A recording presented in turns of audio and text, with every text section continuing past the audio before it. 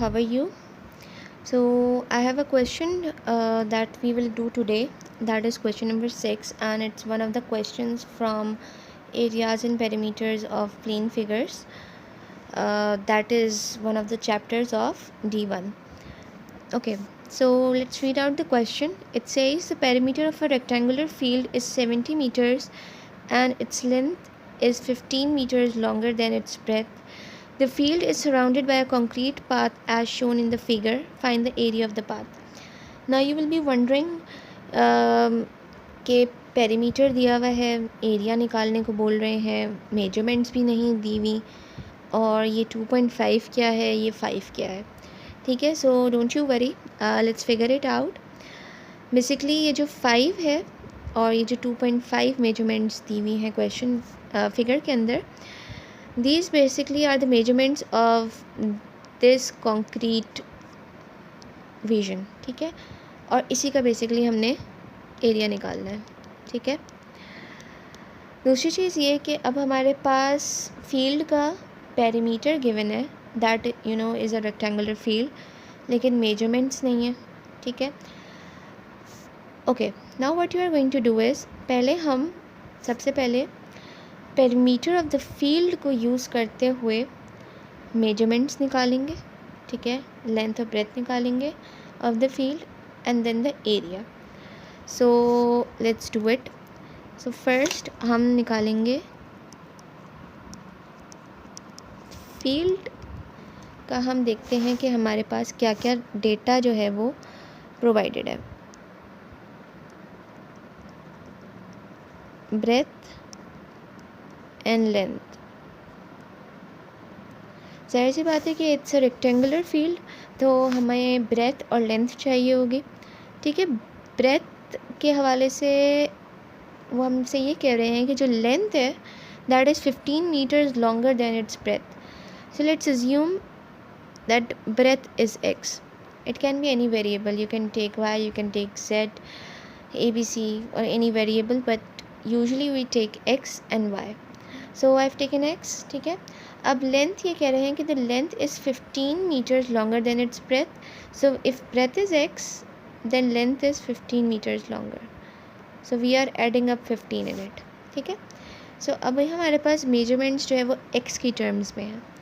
ठीक है, now we will be using the p, that is the perimeter.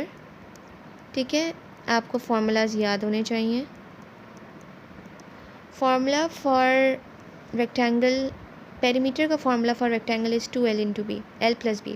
okay, perimeter आपके पास 70 है. Now we are going to replace the L, that is x plus 15, and breadth is x. Okay, we are going to take 2 over here. It's going to get divided. It becomes 35.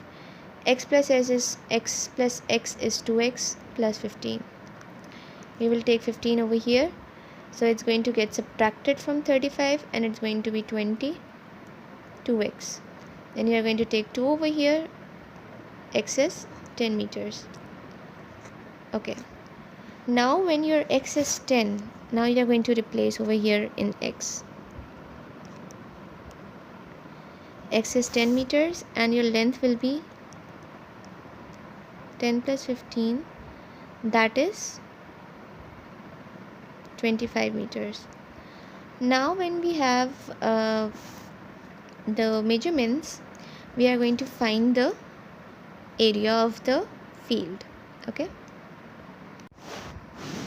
okay, now field का हम area निकालेंगे. Area of rectangle is length into breadth. ठीक है, length हमारे पास आई थी 25 and breadth हमारे पास आई थी 10.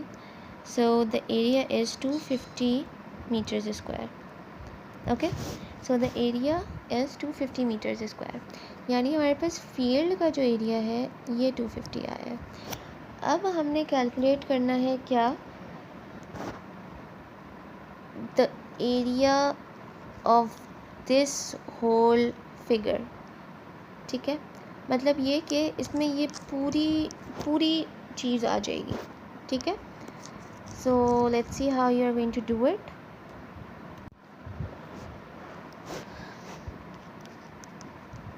एरिया ऑफ होल फिगर, क्योंकि जब हम एरिया ऑफ होल फिगर में से इस ग्रीन फील्ड को सब्ट्रैक्ट करेंगे तभी हमारे पास area of the concrete path आएगा, that is shaded in black. ठीक है, so the area of the whole figure कैसे निकलेगा? We know that the whole figure is also a rectangle, so length into breadth. ठीक है, अब lengths क्या होंगी, लेट्स सी। अगर ये 2.5 है, ठीक है, तो ये भी 2.5 हो जाएगा। ठीक है, ये लेंथ है, ये लेंथ हमारे पास फील्ड की लेंथ निकली थी 25। ठीक है, अब ये ब्रेथ है, ये 5 है, तो अब ऐसी बात है कि ये भी 5 होगी। ठीक है, और इस फील्ड की जो ब्रेथ है वो हमारे पास कितनी निकली थी? 10। ठीक है, तो लेंथ क्या हो गई आपके पास? अब टोटल हम लेंथ देखते हैं पूरे फिगर की। ठीक है, तो हम ऐडअप करेंगे 25 प्लस 2.5 प्लस 2.5। ठीक है, यानी अगर मैं इसको इरेज करूं, ठीक है, और ऑरेंज से आपको मार्क करके दिखाऊं, ठीक है, दिस होल लेंथ इज़, ठीक है, ये पूरी लेंथ है, एक 2.5 है, ये 25 है, और ये भी 2.5 है। ठीक है, तो ये हो गई आपकी लेंथ। सिमिलरली अगर मैं दूसरे कलर से आपको ब्रेथ मेजर करके बताऊँ, ये 5 है, ये 5 है, और ये बीच की लेंथ जो है ये 10 है। ठीक है, तो आपके पास ब्रेथ क्या हो जाएगी? मल्टीप्लाई कर रहे हैं 5 + 5 + 10। ठीक है, तो ये हो गई आपके पास ब्रेथ, और दोनों जो है वो आपस में मल्टीप्लाई हो जाएंगे। ठीक है, सो 25 + 2.5 इज़ 5 इंटू 5 + 5 इज़ 10 + 10। ठीक है, ये हो जाएगा 30, सॉरी, ठीक है, ये आपके पास हो जाएगा 30 इंटू 10 + 10 इज़ 20। ठीक है, तो 30 इंटू 20 इज़ 600 मीटर स्क्वायर। तो अब ये पूरी जो फिगर है इसका एरिया क्या आया है? 600 metre square. So I told you previously that concrete region का एरिया निकालने के लिए आपने इस पूरी फिगर यानी बड़े वाले रेक्टेंगल में से आपने फील्ड के एरिया को सब्ट्रैक्ट करना होगा। ठीक है, तो आपके पास एरिया ऑफ कंक्रीट रीजन आ जाएगा। एरिया ऑफ कंक्रीट पाथ कैसे निकलेगा? When you write down area of whole figure, or you can say the big rectangle। ठीक है, इसमें से you will be subtracting out area of field, तो आपके पास ये काला रीजन आ जाएगा। ठीक है, area of whole big rectangle हमने पीछे काउंट कैलकुलेट किया था, 600 आया था, और एरिया ऑफ फील्ड आया था 250 मीटर्स स्क्वायर। ठीक है, ये 250 मीटर स्क्वायर आया था, ये 600 मीटर स्क्वायर आया था। ठीक है, तो 600 मीटर स्क्वायर में से हम 250 को क्या करेंगे? सब्ट्रैक्ट कर देंगे। ठीक है, okay, you need to keep in mind बड़े में से छोटे को सब्ट्रैक्ट करते हैं। ठीक है, अदरवाइज़ अगर आप छोटे में से बड़े को सब्ट्रैक्ट करोगे आपका आंसर नेगेटिव आएगा और वो गलत आएगा। ठीक है, वैसे भी छोटे में से बड़े को सब्ट्रैक्ट नहीं कर सकते, और टेक्निकली अगर आप क्वेश्चन में देखो तो रेक्टेंगुलर जो पूरी फिगर है वो बड़ी है, और उसमें से फील्ड इनर पार्ट में है।